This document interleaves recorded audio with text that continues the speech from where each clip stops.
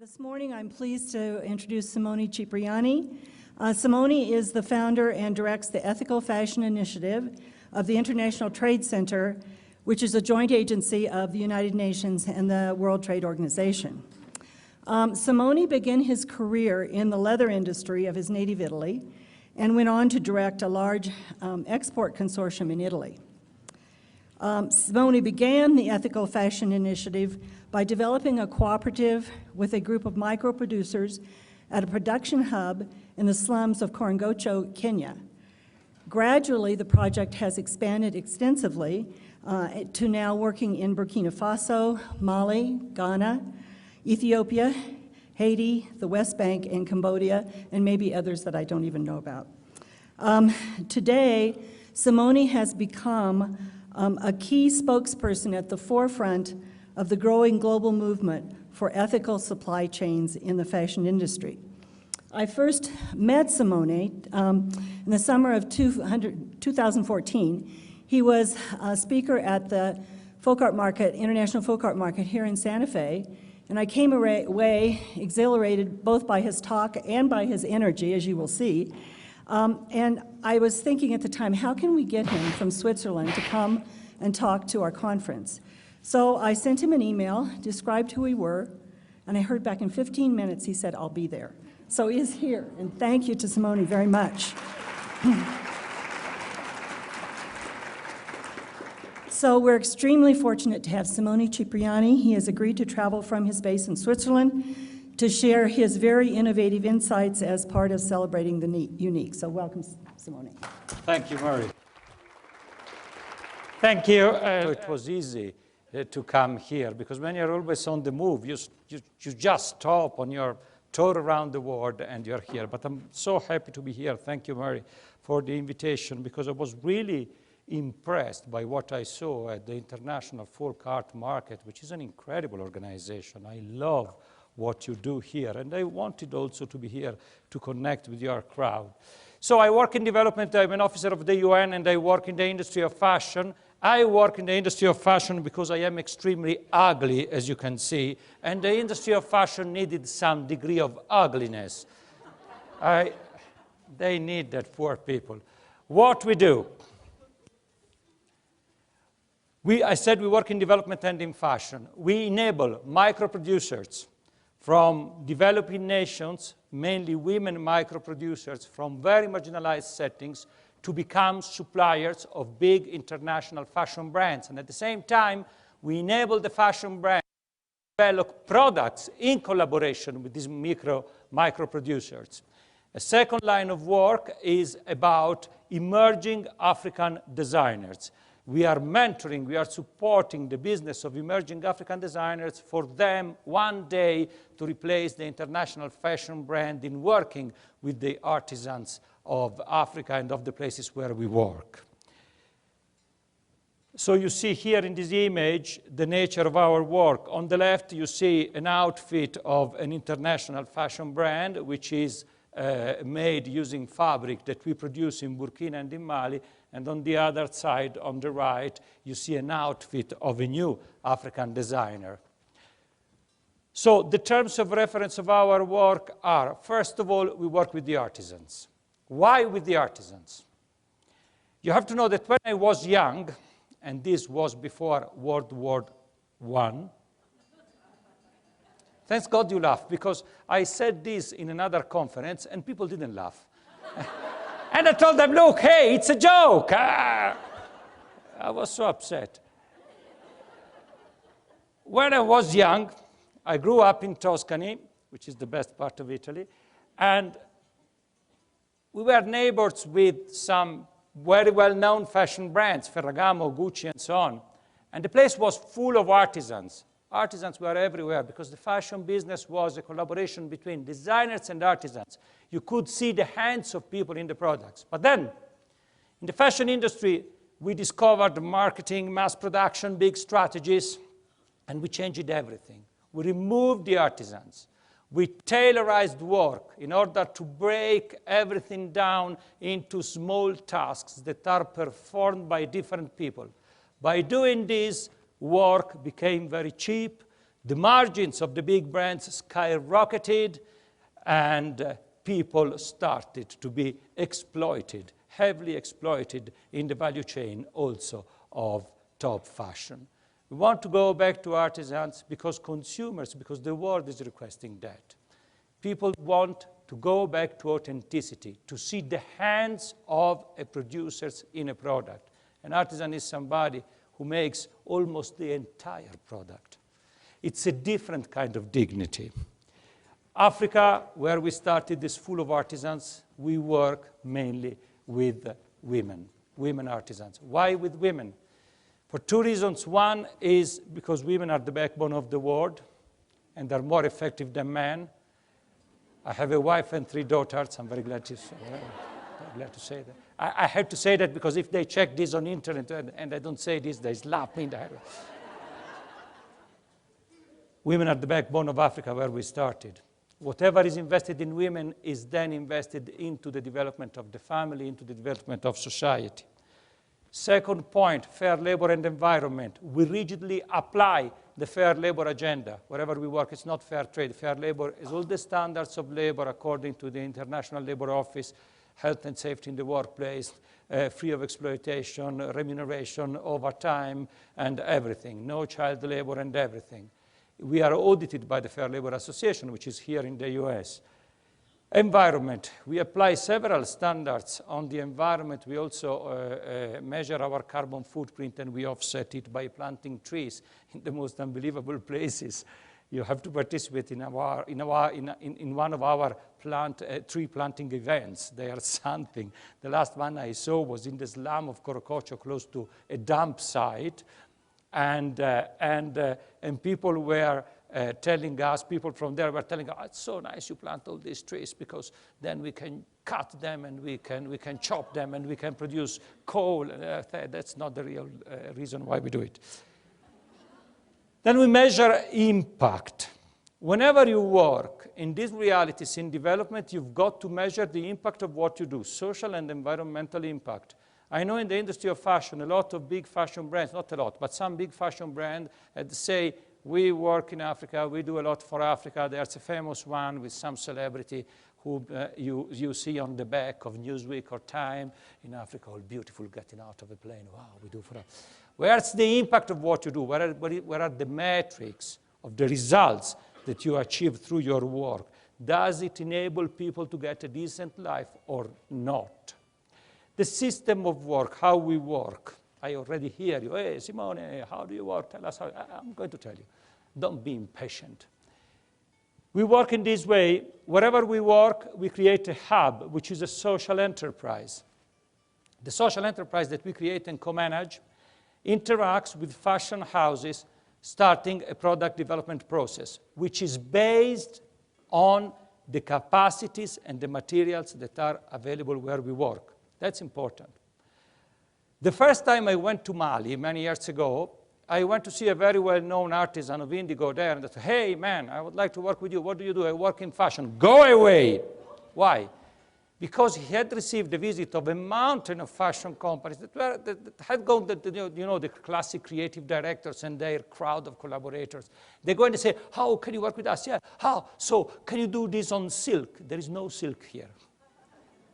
But we send you the silk from India, and then the custom, a complete mess, not accustomed to working with this kind of material. Product development for the capacities and the skills that are available. Then the hub transfers the order to the communities. We miss one S there, communities, which are organized in cooperatives or self-help group. A self-help group is a loose cooperative, but still with business registration, current account, VAT position. The supervisors of the hub, of the social enterprise, are embedded into the communities. When we start the product development cycle, we also start capacity building and mentoring with the communities. Why? With the artisans.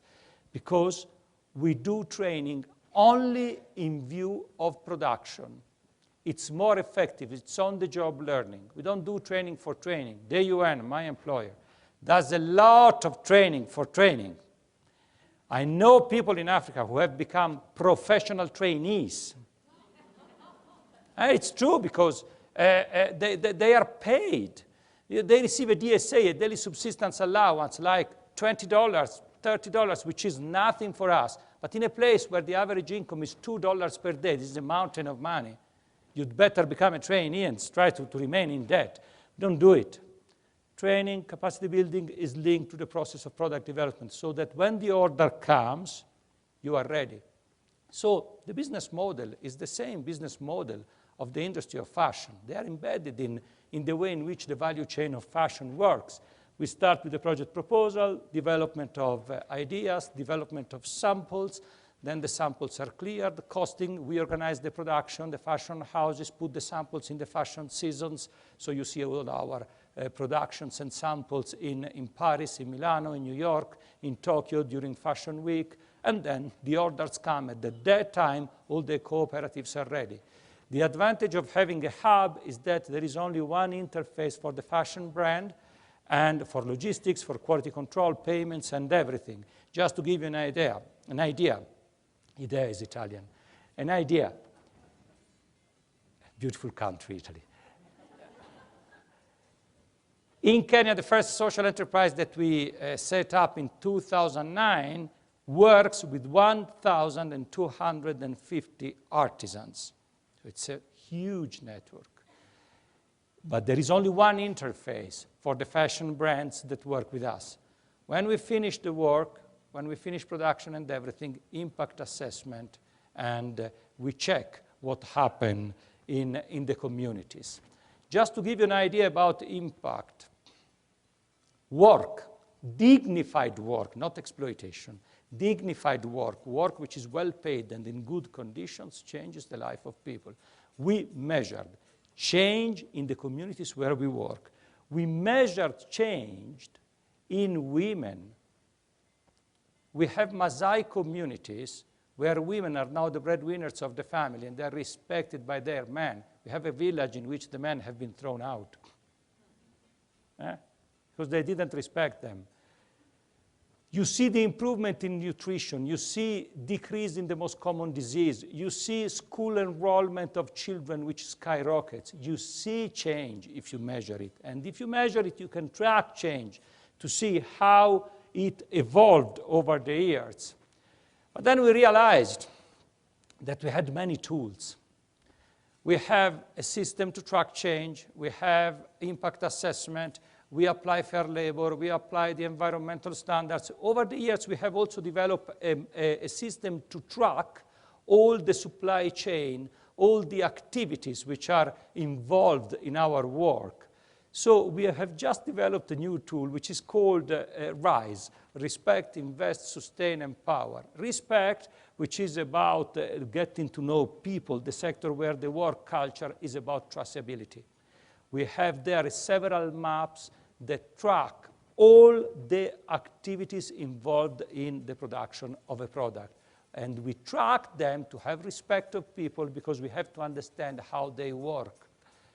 Invest is the investment which is made in the business, in the management, in the mentoring by us, but also by the fashion brands that work with us and by the micro producers. Because by participating in unpaid training, they do an investment. And it's an investment which has to be quantified. Sustain is about the fair labor. It's about the application of environmental standards. And Empower is the impact assessment.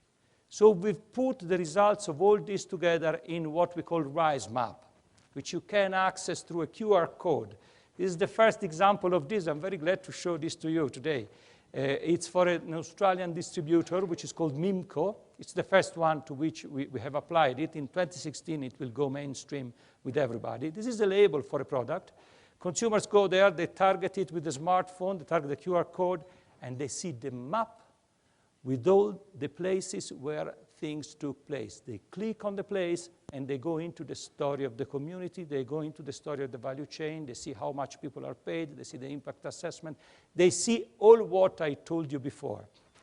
Traceability, transparency are not impossible. You hear many brands that say, oh, it's very complex because the value chain, the supply chain of fashion, that's bullshit. It's possible. Where we work in many places. I'll show you the main ones, and then I'll tell you why. We work in Kenya, the first place where we started working years ago, as Mary said, in a slum. Today you see me with a tie, but I am a very good slum dweller. And this is also what my wife tells me when I go home and she sees the mess. In Kenya, we make bags.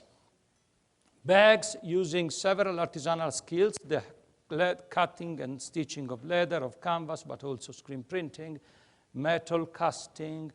We do all the fittings of the bags by melting, casting recycled metals. We do beadwork. We do bone work. We do many components in bone. So we have many skills that go into that. In Haiti, we make jewelry. Nous faisons de la bijouterie. Small jewelry for several brands. We use papier-mâché, we use bone, we use recycled metal. We also weave hats. In Burkina Faso and in Mali, we make fabric.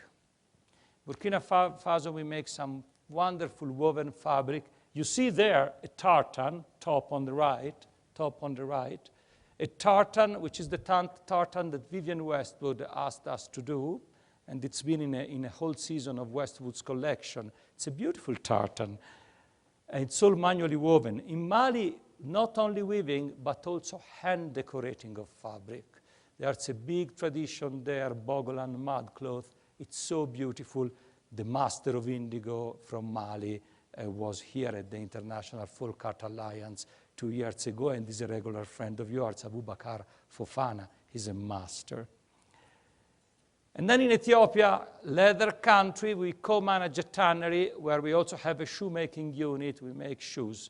Make shoes for some established brands and also for a new brand, a new American brand, which in my opinion, it was on Vogue America during this recent New York Fashion Week. In my opinion, it's one of the 3 or 4 cool shoe brands of the future. It's incredible, this lady, what she's done. And it's incredible because she sends the production to us. That's so good of her. Then we have the work on the African designers, the ladies' fashion, and men's fashion. I told my wife, look, I'd like to dress like the guy there, far right. And she told me, you are too ugly to do that. You know, love, and there's also self-esteem. Let me tell you a thing. We don't want to manage this forever. We are inviting impact investors to invest in our business, to take over from us. Impact investors are investors who not only look for a return, an economic return, but also want a return in terms of impact on society, positive impact. With all what we have, RISE, impact assessment, and so on, we can prove it. And this already happened. The social enterprise of Kenya, the first place I showed you here, is already privatized. It's a group of impact investors from Kenya. They took over from us. We remain in for the fair labor, the audit. We remain in with the impact assessment. They acquired the whole of the supply chain of artisans, and they are now working with the fashion companies that are connected to this enterprise. In Haiti, we just started less than 2 years ago, but we are setting up very fast something which will be privatized, I hope, soon. In Burkina Faso and Mali, we have set up a consortium which is owned by the cooperatives that participate in the supply chain. So it's privatized not through external investors, but through those who do the work. It belongs to the cooperatives, but we are still in it on mentoring and co-management. While in Kenya, we have finished our work. In Ethiopia, we have created the shoemaking unit in collaboration with several micro-producers that go to work into a tannery, a factory, where we have created a unit for them, and we have an agreement with the factory for all the environmental standards for fair labor and to produce the leather we need. We are implementing the production of heavy metal-free leather, which is a big thing. I always joke with my friend Marie-Claire Davot, who is the #2 of the Kering group. You know, Kering is the owner of Gucci, of Stella McCartney, Bottega Veneta. She's the chief sustainability officer. They're doing the same experiment. And I always tell them, look, you've got to run, because if we arrive before you, can you imagine? You cannot allow this to happen.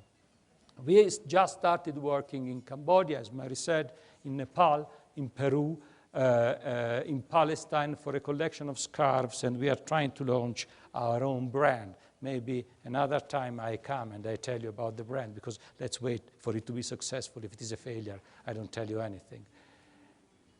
Some of the partners that work with us, Vivienne Westwood, with us for 13 consecutive seasons, Stella McCartney, Ilaria Venturini Fendi with Carmina Campus, Mimco, big distributor in Australia, Osklen, a fashion brand from Brazil, which is very present here in the States, in New York and in Japan, Sass & Bide, always from Australia, but very present in New York, in the States, in Japan, Karen Walker, the same, from New Zealand, works a lot in Japan and quite well also in the US. Chan Lu, a good friend of the folk art market, who is one of the people who send us more work, who is more committed, and who is more straightforward in organizing work for the artisans. Chan is a powerhouse. She's incredible. I think she also has a house here in Santa Fe. And then emerging designers, Dan Deman, and I miss many of them. For instance, I miss Camper, a shoe brand that makes shoes with us in Ethiopia. I miss Brother Vellis, this emerging brand I was telling you about shoes, this American one, which is, in my opinion, so cool. The owner is Aurora James. You look for her, it's something unbelievable. So these are just some of the main ones. Now, we change. I want to finish by telling you something on sustainability. But I want to start from another point of view, from the age in which we live. It's the age of the rise of the personal against the group. Do you remember when we were classified on the basis of the belonging to a group which was decided by a sociologist, a marketing expert, by a politician? I remember we were a Pepsi generation before we were baby boomers. Now there are the millennials. The millennials are everywhere. This morning when I opened my cupboard, I was scared. Ah, who are you? A millennial. I'm checking my Instagram. They are everywhere. It seems they are everywhere. They scare me. Against, this is just talking. This is just conventions, definitions. The truth is that what matters today are the individuals. People want to be known not because they are a millennial hidden in my cupboard, but because they are Mary, they are Chloe, they are Susan, they are Simone, whoever else. It is the social media. Now it's bi-directional. They have to get the feedback. They have to listen to the feedback. They have to allow consumers to have a say into their own business. Somebody says that some design business will become big design businesses that produce a design template which is sent to consumers. Consumers adapt it to their taste, and then they print the product in a server with a 3D printer. It's not for everything. This may apply to some running shoes or to some other things, not to a leather bag. But this is to say that consumers have now become powerful. Consumers are like David, who defeated the giant Goliath with a sling.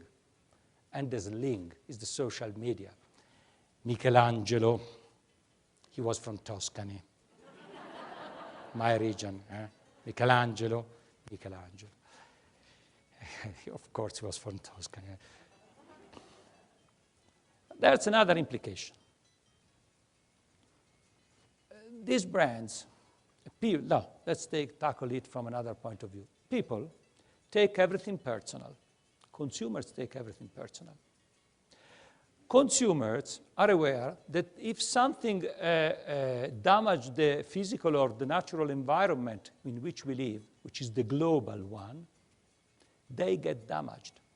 Now we are aware of that. I can get sick because I eat too much contaminated fish which comes from the ocean, which is polluted. Or, as it happens in Europe, I can wake up a day and find a mountain of people at my door people who run away from unsustainable societies because of poverty, because of conflict, war, and they come to knock on my door. The Europeans are under shock in these years because they lived, my fellow Europeans, under a sort of veil of oblivion, of ignorance about what was happening on the other side of the Mediterranean, and suddenly they found thousands and thousands and hundreds of thousands of people coming to them.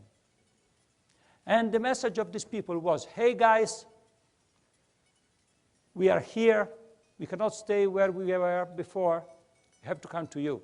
So you have to change the way in which you see life and everything. But this is the result of unsustainable practices.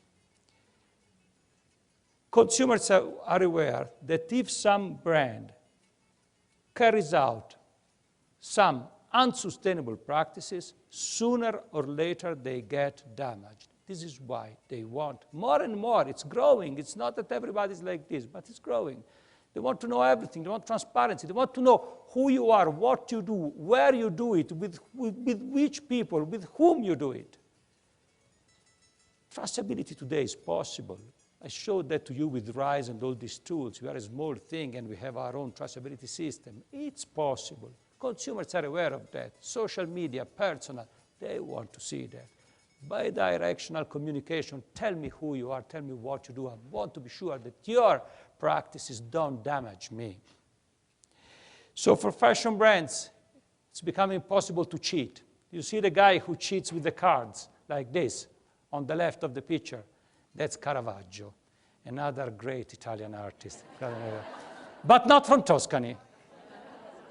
Nevertheless, he was a good artist, a great artist. He was a difficult man, maybe because he was not from Tuscany, but he was a great artist, a great one, really. When a lot of contemporary cinema is inspired by the visuals of Caravaggio. If you know Caravaggio, you see a lot of inspiration for many directors. Va bene. You cannot cheat anymore. The dimension of the brand today is not the dimension of the guy who sits comfortably in a one-sitting coach telling people, wear this, do that, be cool. No. Brands don't sit alone anymore. They now sit on a three-seater.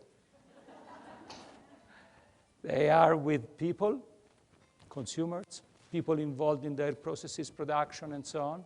They are with the planet, with the environment. They don't sit alone anymore. So that's why sustainability is becoming a key issue. Floriane de Saint-Pierre, who is one of the best human resource consultants in the world for the industry of fashion, she's based in Paris. She's the one who gets the top management for many important fashion groups. She's a very also open person. She told me, Simone, one of the criteria to recruit people in the future is their understanding of issues related to sustainability. And sustainability is not a blueprint. It's not something that you apply with a recipe. I always say sustainability is not pasta alla bolognese, whose recipe is the only recipe of pasta alla bolognese is the one of my grandmother. That was the only one. I see a lot of pasta alla bolognese. My grandmother is the standard one. She's not here anymore, but that was the standard one. It's not a recipe. Sustainability is a journey. You have to do a journey searching and applying different practices until you have your dimension, your own dimension of sustainability. Oscar Metzavat, the founder of Osklen and the visionary designer, was with me on stage at the Fashion Institute of Technology in New York 3 days ago. And Oscar was saying that I did my own search for sustainability. And now I think I have my own sustainability strategy, which is not simply being organic or simply, you have to check your business, you have to check the impact of your business. You have to search for your dimension in sustainability. This is one of the criteria that will shape the industry of the future. Kering Group is going towards organic materials, non-polluting processes. Other brands are going for no leather at all. Other brands go for fair labor. But whatever. It's a journey. And the industry is now undertaking this journey. Another element is that all those who work in this industry in the next 20 years have to bring together the capacity to dialogue with consumers, the capacity to think about sustainability, the capacity to remain creative, the capacity to produce, to design and produce products that are authentic, that have a real story behind, and that a story which is verifiable by everybody. So now I thank you for your attention. I give you a kiss. Mwah, you're beautiful. And I wait for your questions. Ole.